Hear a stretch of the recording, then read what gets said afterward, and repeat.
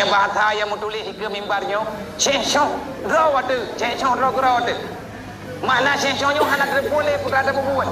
nyawakan jehkan menawakan medehkan pakankan karena kalau tak buat yang kangkan si buat yang nya tiga terapkan aturan yang bersyariat baik pegah tu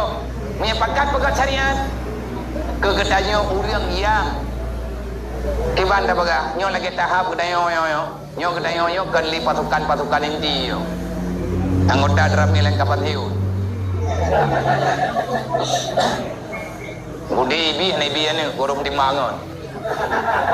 kan kapah tahu leh kan prajurit kedaya kan li prajurit yang bisa terjun dalam medan perang tanya-nyo tanah jati pula hai tim je deli tanah ia berat lagi tanya antro le pikiran karena kamu buta-buta hati tapi na doa-doa ketanya tunggu insyaallah kan kalau ku pegah baurun-ron berulang kali wate merempo ini ba meja ayo menanti tung sampaikan tiap malam supaya ngat habok penyampaian walaupun urang lain hana ke pegah tapi ilok adanya ku pegah pajan ku ieu wate kat kerah ni dia mereka mati nak pegah li ke bandar pegah lo paling-paling mi hai ku uli singa mereka mati ku pegah draw ku burung ku cegah apa tengok dengar jauh orang ku cegah nak ke ku sultan nak karena temu warwah ku andai kata nyo kalinya sepakat seluruh Aceh pemerintah Aceh yang terpilih kalinya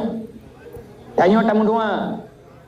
misi dan tujuan benar kebaikan bersama selamat putra selamat begitu selamat oleh Allah kepada pemimpin yang terpilih yang kalau benar keputusan semoga beri ketenangan oleh Allah Ta'ala besyensyo baik diterima keputusan mahkamah karena keputusan mahkamahnya jangan terlalu gedanya benar ni menjalani arah pikiran yang belum tentu ada kepastian bejo kata mahayal tak pulang ba Allah usaha sambil berdoa sebab nak dengar padung-padung boh daerah mantap dalam kasus penyelesaian tamu doa ba Allah Ta'ala beri jawaban dan bertenang untuk semuanya tuzilu matasya wa tu'izu matasya menjalani proses hukum itu wajar karena negara punya hukum tetapi bagi daerah yang terpilih lebih-lebih untuk provinsi selamat ketanya ucapkan semoga Allah benar beri keselamatan kepada ketanya dan kepada pemimpin dia